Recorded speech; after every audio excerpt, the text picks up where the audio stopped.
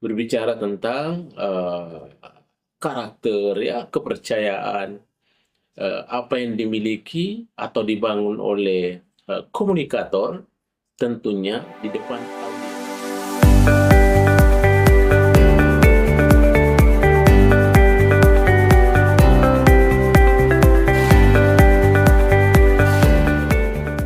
Bismillahirrahmanirrahim. Assalamualaikum warahmatullahi wabarakatuh.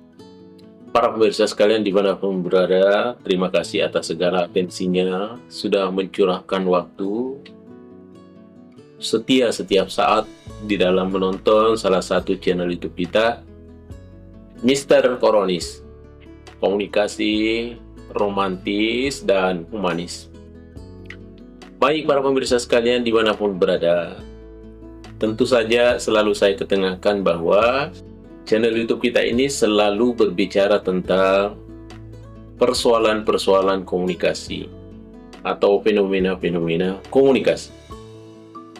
Ya, sebagaimana yang selalu saya ketengahkan bahwa komunikasi hampir gaungnya ya, nyaris menyentuh batas-batas dunia, tidak ada lagi sekat-sekat, ya, sehingga komunikasi menjadi sesuatu yang sangat mendapat perhatian ya, dari belahan penghuni-penghuni muka bumi di dunia.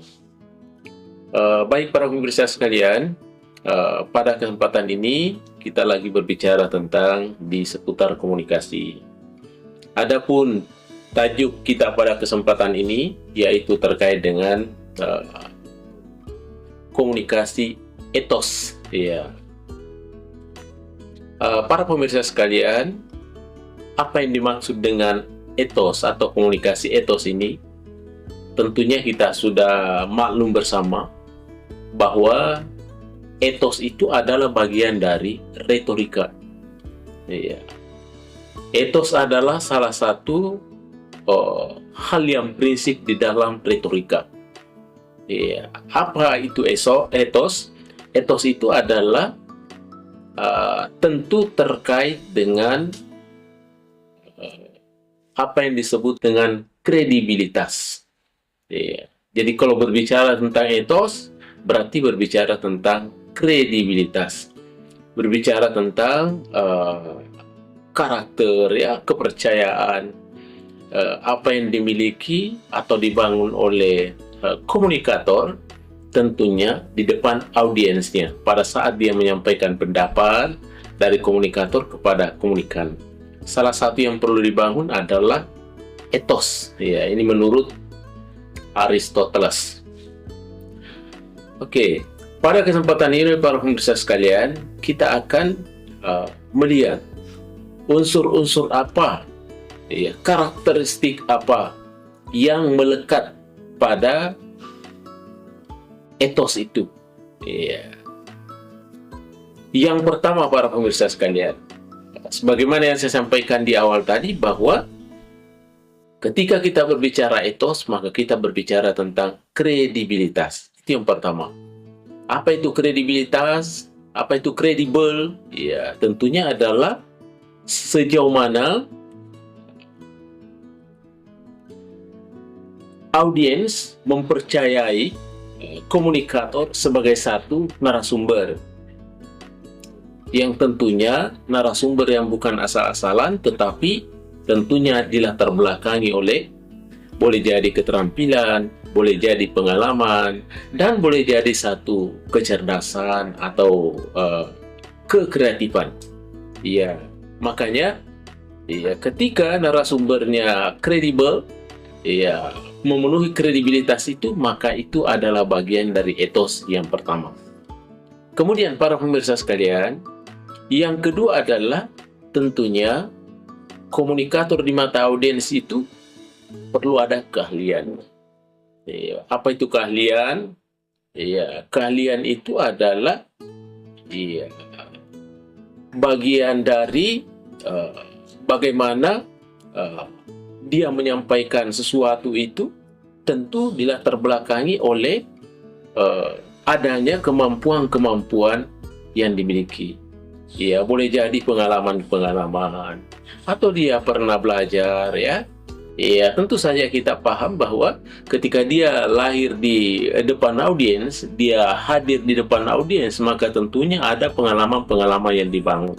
Boleh jadi pengalaman itu didapatkan dari sifatnya bangku formal, ya dalam hal ini sekolah atau institusi pendidikan, dan boleh juga didapati dalam sifatnya yang non formal. Yang jelas dia memiliki keahlian itu. Iya. Baik para pemirsa sekalian, yang ketiga, iya, tentu di sana ada karakter. Iya. Jadi komunikator di mata audiens, di depan audiens itu harus memiliki tentunya yang disebut dengan karakter, yang biasa berkaitan dengan persoalan moral. Ya, bagaimana itu karakter ya yang bermoral itu tentunya adalah dia berkaitan dengan persoalan-persoalan kejujuran, ya, persoalan tanggung jawab, persoalan-persoalan integritas yang umpama ya. Iya, sehingga dengan demikian audiens atau halayaknya tentu mempercayai karakter-karakter seperti itu. Itu yang ketiga. Sekarang berikutnya yang keempat adalah terkait dengan kelakuan ya, behavior ya, kelakuan atau sikap ya. Ya, kelakuan-kelakuan apa yang dimaksudkan di sini adalah ya bagaimana tentunya membuat audiens itu merasa yakin bahwa sosok yang tampil itu adalah bisa menjadi panutan, bisa menjadi idola, ya, bisa menjadi patron. Tentunya dia memperlihatkan satu kelakuan-kelakuan yang bisa dicontohi. Iya, dia tidak sekedar mengejar kepentingan pribadi, tetapi di satu sisi juga dia tetap menghargai audiensnya, menghargai halayaknya, sehingga ada ya sifatnya keseimbangan, ya. Sehingga audiens merasa dia terlibat, dia merasa adalah bagian daripada komunikator itu. Sehingga ada pemersatu, ada jiwa-jiwa pemersatunya. Itu yang keempat.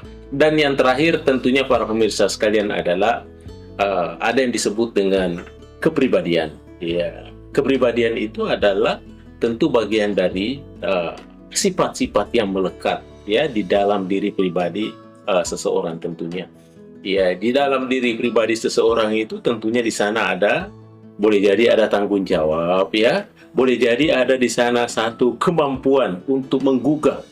Iya, boleh jadi di sana ada kemampuan yang sifatnya empati terhadap audiensnya, ada care ya, kepedulian, dan juga ada share ya, dia senang berbagi. Ya, sehingga dengan demikian kepribadian itu adalah muncul bagian daripada etos. Ya, baik para pemirsa sekalian, itulah yang merupakan bahasan kita pada hari ini, bahwa unsur etos itu ada terdiri dari 5K. Ya, yang pertama adalah tentunya kredibilitas, yang kedua adalah keahlian, yang ketiga adalah ada karakter, dan yang keempat ada kelakuan, tentunya kelakuan yang baik, dan yang kelima adalah terkait dengan kepribadian. Baik para pemirsa sekalian dimanapun berada, terima kasih atas segala atensinya. Mudah-mudahan apa yang saya sampaikan pada kesempatan ini tentunya sangat dapat bermanfaat baik terhadap diri saya maupun terhadap para audiens sekalian. Demikian saya sampaikan, Mr. Koronis mengundurkan diri. Assalamualaikum warahmatullahi wabarakatuh. Mr. Koronis.